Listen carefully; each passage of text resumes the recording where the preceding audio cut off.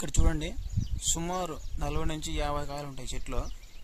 ఒక్కటి అంటే కోసినా కూడా మాగే అవకాశం ఉండదు దీనికి. చూడండి, మొత్తం ఉంది, కండ్లు ఏడ్చిండదు, సుమారు లైట్గానే ఉన్నాయి. ఇది చూడండి,